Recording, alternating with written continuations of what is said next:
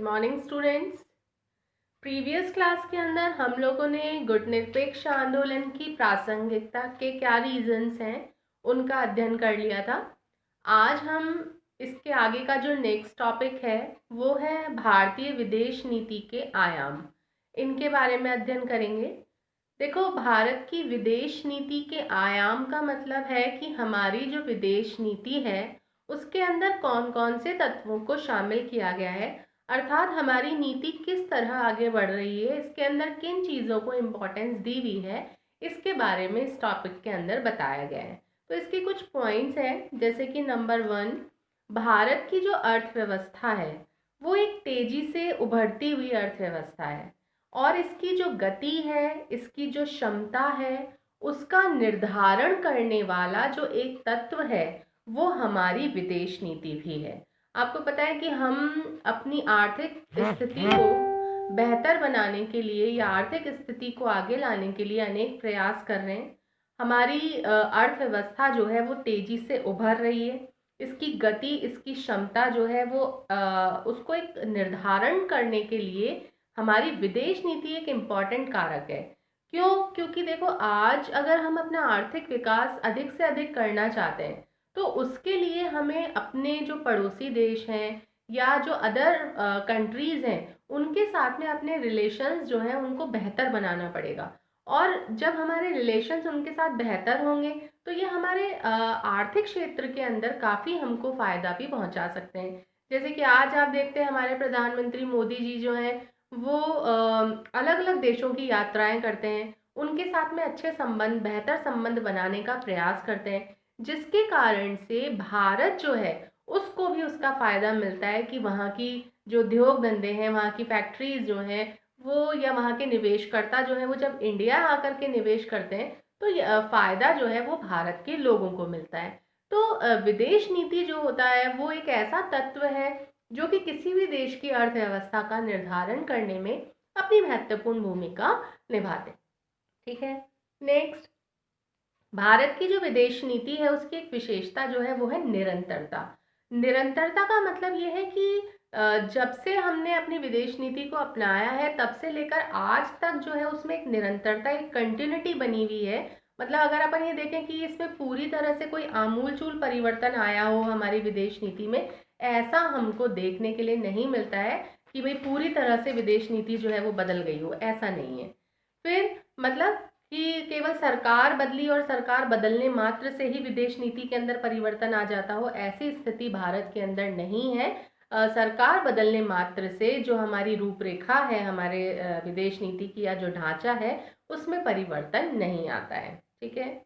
Next जो third point है वो है भारत की जो विदेश नीति है उसका एक प्रमुख उद्देश्य जो है वो है एक सुरक्षित और एक स्थिर पर्यावरण की स्थापना करना।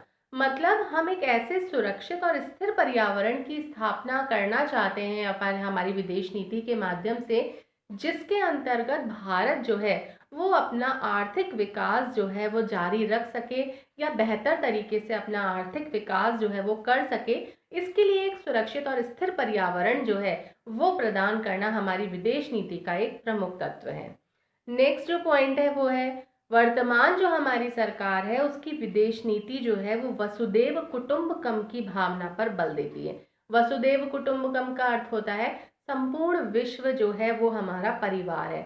मतलब हमारी विदेश नीति के अंतर्गत हम विश्व की अदर कंट्रीज जो हैं उनको भी बहुत अधिक महत्व देते हैं, उनको भी अपने एक परिवार की तरह ही मानते हैं। नेक्स्ट, भारत की विदेश नीति जो है वो आतंकवाद के विरोध का अनुसरण करती है और आतंकवाद के विरुद्ध में जीरो टॉलरेंस की नीति जो है उसका अनुसरण वर्तमान सरकार के द्वारा किया जाएगा। मतलब हम किसी भी प्रकार से, किसी भी रूप में आतंकवाद जो है उसको स्वीकार नहीं करेंगे। आतंकवाद के प्रति हमारी जो नीति है वो जीरो टॉलरेंस की है। जीरो टॉलरेंस मतलब हम उसको किसी भी कीमत पर आतंकवाद को बर्दाश्त नहीं करेंगे। नेक्स्ट, वर्तमान सरकार जो है वो एशिया और विश्व के अंदर भी चीन की जो बढ़ती हुई शक्तियां हैं उनके प्रति सजग है। अतः वो भारत को एक शक्तिशाली राष्ट्र बनाने पर बल देता है और साथ ही साथ हमारी जो व्यवस्था है वहाँ से जो भ्रष्टाचार की प्रॉब्लम है, लाल फीताशाही जैसी समस्याएं जो हैं उनको भी सुधारने पर बल देती है हमारी विदेश नीति। मतलब केवल ये नहीं है कि विश्व के प्रति ही हम सजग हों या विश्व में क्या हो रहा है केवल उसी के प्रति सजग हो, हम इसलिए भी सजग हैं कि हमारे देश में क्या प्रॉब्लम्स चल रही हैं। लाल फीताशाही का मतलब होता है काम में अनावश्यक देरी लगाना। तो इन सारी चीज़ों को दूर करने पर भी हमारी विदेश नीति का बल है। हमारी सरकार इस चीज़ पर बल देती है कि हम भी प्रभावी रहें विश्व के अंदर, चीन अपना प्रसार ज़्यादा न कर पाए, और साथ ही साथ इंडिया के अंदर भी जो प्रॉब्लम्स फेस करनी पड़ती है उनको भी दूर करने की कोशिश कर रही है। ठीक है, इसके बाद जो आपका टॉपिक आता है वो आता है पड़ोस पहल की नीति। पड़ोस पहल या पहले की नीति। पड़ोस पहले की नीति का मतलब है इंडिया जो है अपने पड़ोसी देशों को बहुत अधिक महत्व देता है और उनकी हर समस्याओं का समाधान करने की कोशिश करता है, उनको आगे रखता है। तो इसके को देखिए, इसमें यह है कि वर्तमान जो प्रधानमंत्री हैं हमारे श्री नरेंद्र मोदी जी, उन्होंने भारत की विदेश नीति को नवीन आयाम देने के लिए पड़ोस पहल की नीति को अपनाया है और इसीलिए इन्होंने विदेशों की बहुत अधिक यात्राएं भी की और हमारी विदेश नीति को एक नवीन आयाम भी दिया है। इसके कुछ पॉइंट्स हैं, जैसे कि फर्स्ट, बुक के अंदर ये पॉइंट्स में मेंशन नहीं है लेकिन मैंने आपको नोट्स में पॉइंट्स पे प्रोवाइड करवाया है ये, तो ये आप लोग point two point note out कर लेंगे। फर्स्ट इसका पॉइंट आप लिखेंगे, प्रधानमंत्री की स्वतंत्र रूपांतरणकारी कूटनीति की शुरुआत देश के पड़ोसियों के साथ संपर्क के साथ हुई।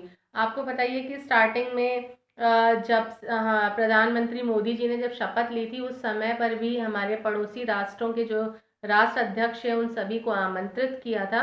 तो ये उनकी एक रूपांतरणकारी नीति है जिसके अंदर उन्होंने पड़ोस जो है उनको पहले रखा है और उन सभी को आमंत्रण दिया गया।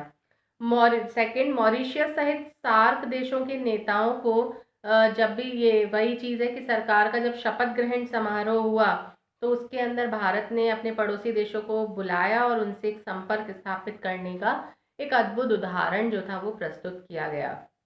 नेक्स्ट, भारत की संसद में बांग्लादेश के साथ भी सीमा समझौते जो हैं उन पर भी काफी पुष्टि हुई है।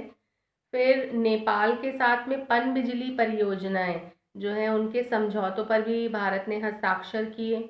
भारत और भूटानी 600 मेगावाट, नाम ध्यान रखेंगे, खोलोकचू पनबिजली परियोजना, इसकी आधारशिला जो थी वो भी रखी गई। अफगानिस्तान जो है उसमें भारत की प्रमुख जो परियोजनाएं हैं उनको निश्चित समय में पूरा किया गया। 24 वर्ष बाद में कोलंबो जाफना रेल संपर्क जो है उसको दोबारा भारत के प्रयासों से या भारत के संपर्क के माध्यम से खोला गया। मालदीव में जब बहुत ज़्यादा गंभीर जल संकट से घिर गया था मालदीव, तो उस समय पर ऑपरेशन नीर के तहत पानी के जहाज और हवाई जहाज के द्वारा पानी पहुंचाने का प्रयास जब किए गए तो उसके अंदर इंडिया जो थी वो फर्स्ट कंट्री थी जिसने ये सारा कार्य किया था। फिर नेपाल में जब भूकंप आया था तो उसके समय पर भी जो संसाधन थे, जो मशीनरी थी, उसके द्वारा जो भी सहायता हो सकती थी वो समस्त सहायता भारत के द्वारा पहुंचाई गई। तो इस प्रकार ये कहा जा सकता है कि भारत की पड़ोसी राष्ट्रों के प्रति कूटनीति की शक्ति, कौशल, ऊर्जा, करुणा, ये सब समान रूप से प्रदर्शित हुई है और इसको लुक ईस्ट के नाम से जाना जाता था। देखो, एक शॉर्ट क्वेश्चन बनता है आपका, या विशेष रूप से ध्यान रखेंगे कि लुक ईस्ट या एक्ट ईस्ट की नीति क्या है। पहले पड़ोसी राष्ट्रों के प्रति जो हमारी शक्ति, कौशल, ऊर्जा, करुणा जो थी उसको कहा जाता था लुक ईस्ट की नीति, लेकिन वर्तमान प्रधानमंत्री जो है उनके कार्यकाल में इसको एक्ट ईस्ट के नाम से जाना जाता है और इस नीति के अंतर्गत आर्थिक रूप से गतिशील क्षेत्र जो है उसमें अधिक संपर्क जो है वो हुआ है। तो ये शॉर्ट क्वेश्चन के लिए 1 या 2 नंबर में आप लोग ध्यान रखेंगे कि एक्ट ईस्ट की नीति क्या है।